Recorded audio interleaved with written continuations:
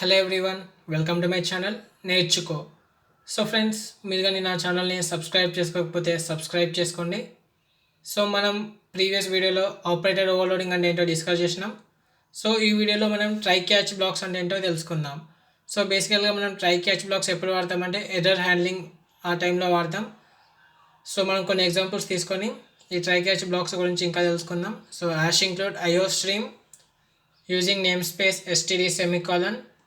Next మన main ఫంక్షన్ని రాసుకుంటున్నా int main curly braces cout entry ఎన్లైన్ సెమికాలన్. సో ఇప్పుడు మనం మన ట్రై బ్లాక్ని తీసుకుందాం. Try curly braces. సో ఇప్పుడు నేను ట్రై బ్లాక్లో కొన్ని స్టేట్మెంట్ రాసుకొని ఒక ఎక్సెప్షన్ని త్రో చేస్తాను. ఆ త్రో చేసిన ఎక్సెప్షన్ని మన క్యాచ్ బ్లాక్ రిసీవ్ చేసుకొని మన క్యాచ్ బ్లాక్స్ ఉన్న స్టేట్మెంట్స్ అనేవి ఎగ్జిక్యూట్ అవుతాయి. సో ఫస్ట్ నేను ట్రై బ్లాక్స్లో ఈ స్టేట్మెంట్ని రాసుకుంటున్నా cout inside try colon N Line semicolon. So దాని తర్వాత నేను ఇంకొక స్టేట్మెంట్ రాస్తాను. అదేంటంటే ఒక టైప్ ఆఫ్ ఎక్సెప్షన్ వచ్చింది, ఆ వచ్చిన ఎక్సెప్షన్ని నేను త్రో చేస్తున్నా అని cout less than an exception occurred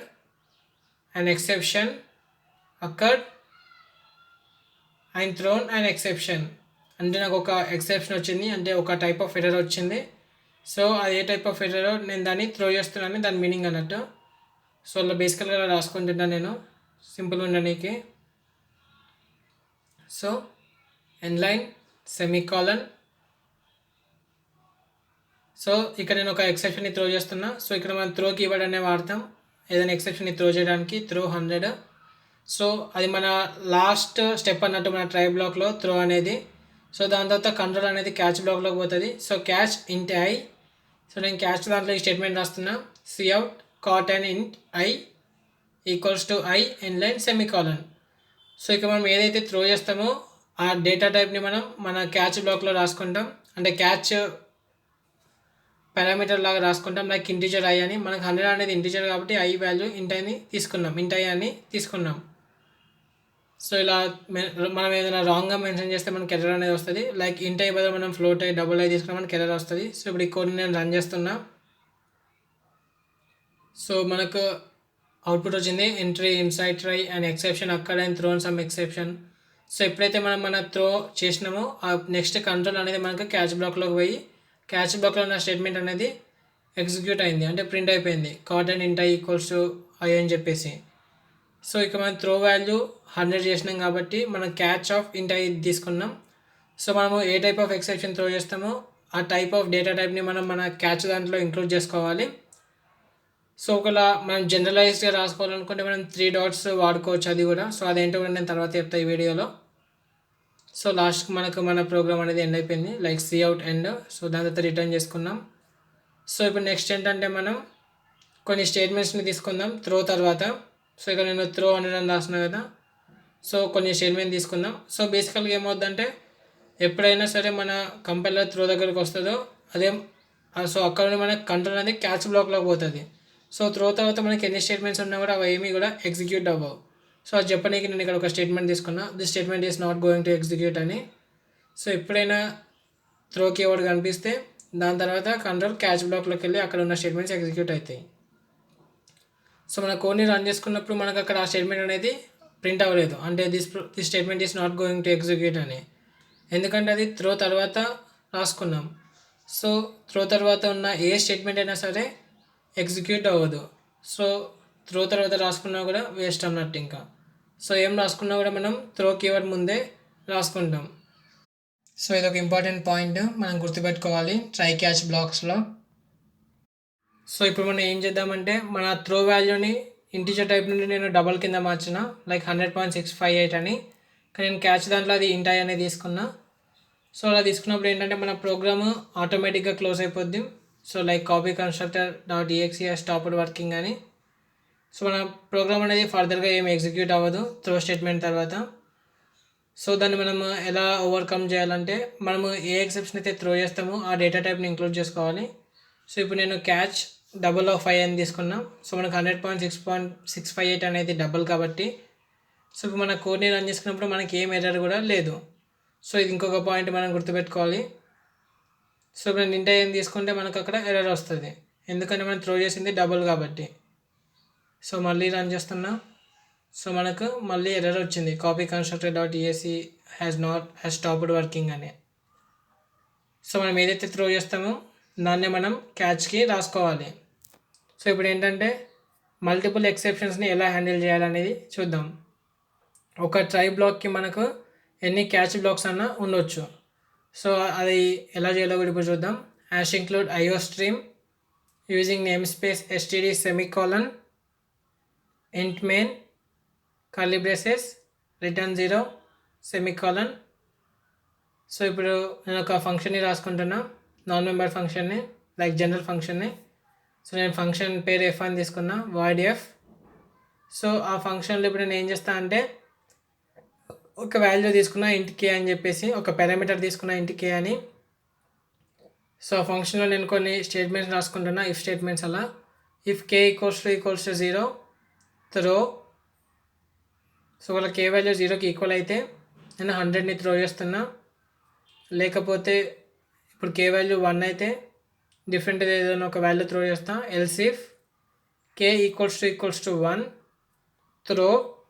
so ఒక డబల్ వాల్యూని మనం త్రో చేద్దాం. ఒకవేళ కే వాల్యూ అనేది 1కి ఈక్వల్ అయితే. సో నేను డబల్ వాల్యూ 25.65 అని తీసుకున్నా. సో సపోజ్ ఇప్పుడు కే వాల్యూ ఒక క్యారెక్టర్కి ఈక్వల్ అయితే else if k equals to 2 K value 2కి ఈక్వల్ అయితే మనము ఒక క్యారెక్టర్ని త్రో చేద్దాం. సో ఒకవేళ కే అనేది 2కి ఈక్వల్ అయితే నేను ఒక క్యారెక్టర్ ఒక లెటర్ ఎంని త్రో చేస్తున్నా. సో లాస్ట్లో ఇంకా ఎల్స్ స్టేట్మెంట్ రాసుకున్నా. So else throw. సో ఇక్కడ ఒక నేను స్ట్రింగ్ని త్రో చేస్తా, అంటే కే వాల్యూ 0కి ఈక్వల్ కాదు, 1కి ఈక్వల్ కాదు, 2కి ఈక్వల్ కాకపోతే ఒక స్ట్రింగ్ని నేను త్రో చేస్తున్నా. సో ఇక్కడ నేను హలో అనే వర్డ్ని త్రో చేసుకుంటున్నా, త్రో హలో అని. సో మనము త్రో రాసుకున్నాం కాబట్టి ఎప్పుడైనా సరే మనము ఈ త్రో కీవర్డ్ అనేది మనకు ట్రై బ్లాక్లో ఉండాలి. సో ట్రై బ్లాక్లో ఉండాలంటే మనం ఫంక్షన్ కాల్ అనేది ఈ ట్రై బ్లాక్లో చేయాలి, అప్పుడు మనకి త్రో అనేది మనకు ట్రై బ్లాక్లో వస్తుంది. సో నేను ట్రై బ్లాక్లో ఫంక్షన్ కాల్ చేసిన. సో మనం మన కే వాల్యూని పాస్ చేసుకోవాలి కాబట్టి నేను కే వాల్యూ ఫస్ట్ 1 అని పాస్ చేసుకుంటున్నా. So F of 1. దాని తర్వాత మనము మన క్యాచ్ బ్లాక్ రాసుకుందాం. సో మనకి ఇక్కడ డిఫరెంట్ వాటిని మనం త్రో చేస్తున్నాం కాబట్టి మనం డిఫరెంట్ క్యాచ్ బ్లాక్స్ రాసుకుందాం. So catch int I. So మనం ఒకవేళ ఇంటిజర్ని త్రో చేసుకుంటే మనం caught an int I equals to I ఎన్లైన్ సెమీకోలన్ అని ప్రింట్ చేసుకుందాం. సో ఒకవేళ మనకు డబుల్ వాల్యూని త్రో చేసుకుంటే సో మనం ఇంకొక క్యాచ్ బ్లాక్ రాసుకుందాం. Catch double D curly braces. So మనం ఒక స్టేట్మెంట్ రాసుకుందాం, caught double D equals to D ఎన్లైన్ సెమీకోలన్ అని. సో మనం ఏ వాల్యూ త్రో చేస్తే ఆ క్యాచ్ అంటే ఆ ఎక్సెప్షన్ని మనం రాసుకుందాం. లైక్ ఇంటిజర్ టైప్ త్రో చేస్తే కాట్ అండ్ ఇంట్ అని చెప్పి, డబుల్ వాల్యూని త్రో చేస్తే కాట్ డబుల్ డి అని చెప్పేసి. సపోజ్ ఇప్పుడు ఒక క్యారెక్టర్ని త్రో చేసింది, సో అప్పుడు ఏంటంటే ఇంకొక క్యాచ్ బ్లాక్ రాసుకుంటాం. సో మనకి ఇక్కడ కే వాల్యూ 2 అయినప్పుడు త్రో చేస్తుంది క్యారెక్టర్. సో క్యారెక్టర్ అయినప్పుడు చార్ సి అని తీసుకున్న, catch char C, cout caught a character, cout caught a character C equals to C inline semicolon. Suppose మనకు స్ట్రింగ్ని త్రో చేస్తే మనం ఇంకొక క్యాచ్ బ్లాక్ తీసుకోవాలి. So catch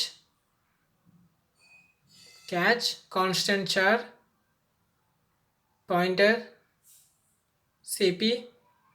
so constant char star CP.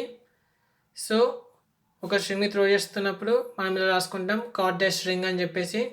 So cout caught a string equals to CP ఎన్లైన్ semicolon. So మనం ఇక్కడ ఒక సింగిల్ ట్రై బ్లాక్కి డిఫరెంట్ క్యాచ్ బ్లాక్స్ రాసినాం, అంటే 4 టైప్స్ ఆఫ్ క్యాచ్ బ్లాక్స్ రాసినాం. సో మన కోడ్ని రన్ చేసుకుందాం. ఎర్రర్ వచ్చింది, సో మనం సెమీకోలన్ మిస్ చేసినాం, సెమీకోలన్. సో మన కోడ్ని రన్ చేసుకుంటే సో మనకు అవుట్పుట్ వచ్చేసి caught a double D equals to 25.65 అని వచ్చింది. సో మనం ఇక్కడ మన ఫంక్షన్ కాల్ చేస్తున్నప్పుడు కే వాల్యూ 1 అని తీసుకున్నాం. సో కే వాల్యూ 1 అంటే మీనింగ్ ఏంటిది, 25.65ని త్రో చేసింది. సో 25.65 డబుల్ వాల్యూ కాబట్టి మనకు ఆ డబల్ వాల్యూ ఉన్న క్యాచ్ బ్లాక్ అనేది ఎగ్జిక్యూట్ అయింది. సపోజ్ నేను ఇక్కడ కే వాల్యూ యూజర్ దగ్గర నుండి తీసుకుంటా. సో యూజర్ ఇన్పుట్ లాగా తీసుకుంటా. So cout enter value for K int K semicolon cin greater than K semicolon F of K try బ్లాక్లో. సో మన కోడ్ని రన్ చేద్దాం. సో కే వాల్యూని ఎంటర్ చేస్తున్నా. సపోజ్ నేను 0 తీసుకుంటే మనకు ఇంటిజర్ టైప్ ఆఫ్ ఎక్సెప్షన్ అది. సో కే వాల్యూ 0 ఉన్నప్పుడు మనకు 100ని త్రో చేస్తున్నాం. సో 100 అనేది ఇంటిజర్ కాబట్టి మనకు ఇంటిజర్ ఉన్న క్యాచ్ బ్లాక్ అనేది ఎగ్జిక్యూట్ అయింది. కాట్ అండ్ ఇంట్ ఐ ఈక్వల్స్ టు 100 అని.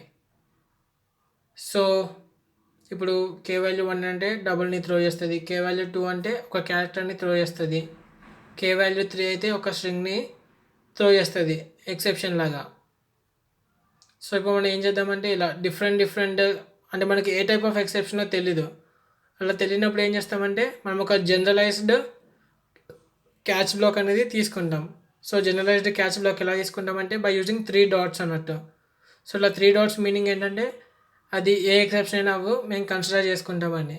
So cout and error or occurred. So అది ఇంట్ అవ్వచ్చు, డబుల్ అవ్వచ్చు, స్ట్రింగ్ అవ్వచ్చు, లేకపోతే క్యారెక్టర్ అవ్వచ్చు, ఏదైనా అవన్నీ.